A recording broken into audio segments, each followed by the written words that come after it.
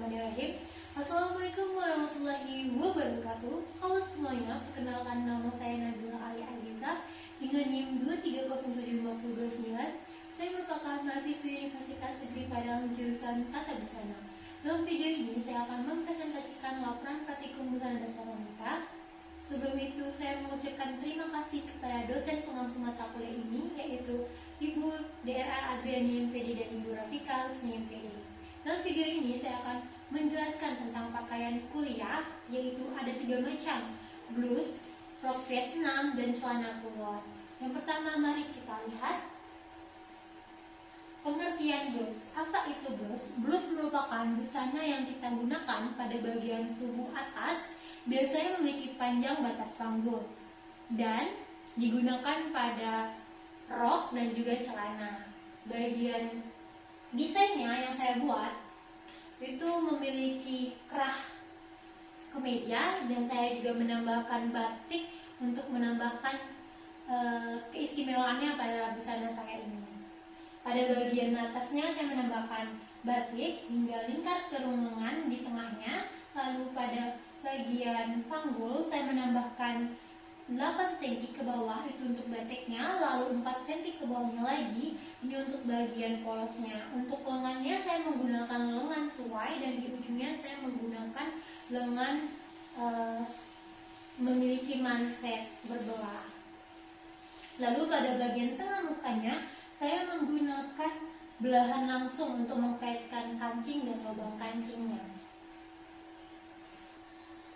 Nah, selanjutnya kita akan melihat alat dan bahannya, yaitu ada pita ukur. Pita ukur saya gunakan untuk mengukur konsumen agar baju atau blus yang saya buat itu pas. Selanjutnya juga ada penggaris pola besar untuk membuat pola besar, penggaris pola kecil untuk membuat pola kecil, ada skala, pensil, penghapus, dan peruncing, perlengkapan untuk membuat pola hingga membuat rancangan bahan. Ada juga rader, kapur, kertas karbon, gunting kain, kita gunakan untuk menggunting kain, gunting benang. Lalu ada juga skoci dan induk skoci untuk menjahit. Bahan yang saya gunakan ada kain toyobo sepanjang 1,16 cm. Untuk harganya 40.000 per meter. Jadi total untuk kain toyobo tersebut adalah Rp46.400. Ada juga kain batik yang saya gunakan sebanyak 0,36 meter dengan harga yang sama 40.000 per meter. Jadi harganya untuk kain batik 14.400.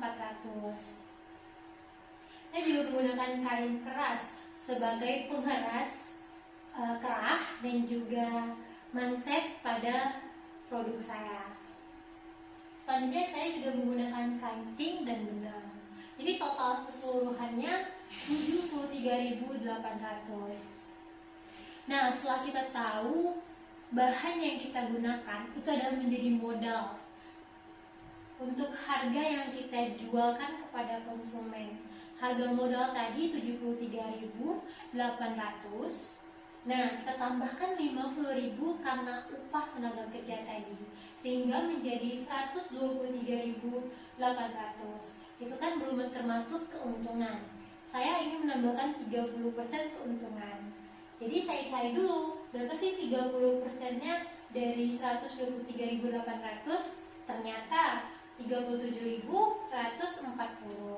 Nah, sekarang kita tambahkan dari harga biaya produksi yang tadi awalnya modal ditambah upah, kita tambahkan lagi keuntungan 30.000 tadi, sehingga menghasilkan Rp160.940. Karena itu tidak genap, jadi saya gunakan menjadi Rp161.000 yang saya tawarkan kepada konsumen saya. Selanjutnya, ini adalah gambar pola kecil blus yang telah saya buat. Lalu saya pecahkan pola kecil blusnya.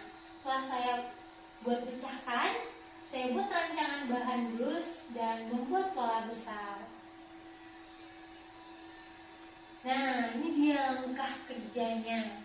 Kan tadi kita sudah membuat pola kecil, pecah pola, rancangan bahan, serta pola besar. Pola besar tersebut kita letakkan di atas kain. Nah, susunan kainnya jangan lupa harus sesuai arah serat. Lalu kita tentukan polanya kepada kain. Kita berikan kampuh. Setelah kita berikan kampuh, baru bisa kita gunting. Nah, pada foto yang tertera di depan ini merupakan gambar yang telah saya potong kainnya dengan pola. Setelah itu, saya mulai menjulur agar memudahkan saya menjahit. Menjulur kumnat samping, menjulur kumnat depan, dan menjulur kumnat belakang.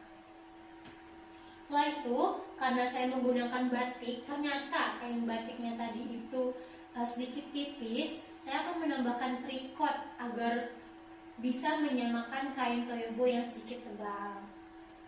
Dengan cara menempelkannya dengan setrika pada bagian sebelah kirinya lagi. Ini adalah dokumentasi saya saat menyetrika tricot ke kain batik tersebut. Nah, setelah itu baru kita mulai menjahit.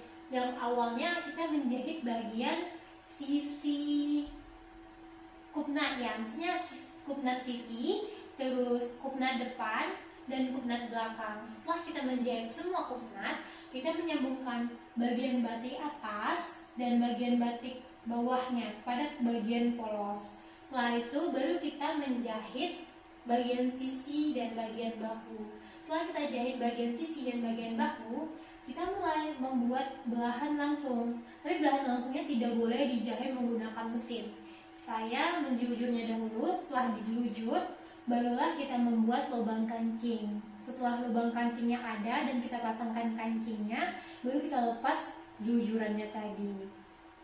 Setelah itu, saya memasangkan manset kepada ujung lengan suainya yang memiliki belahan tadi. Setelah itu kita pasangkan ke kerung, lingkar kerung lengannya. Sudah kita pasangkan lengannya, kita pasangkan kerahnya. Kita buat kerahnya. Setelah kita menjahit kerahnya, kita pasangkan. Setelah kita pasangkan, bagian bawahnya kan ini belum ada penyelesaian, jadi kita selesaikan dengan menggunakan sum sembunyi agar terlihat lebih rapi. Oh ya, sebelumnya setelah kita menjahit tadi, jangan lupa kita mengobras seluruh bagiannya dan juga menyetrika setiap setelah kita menjahit agar terlihat rapi.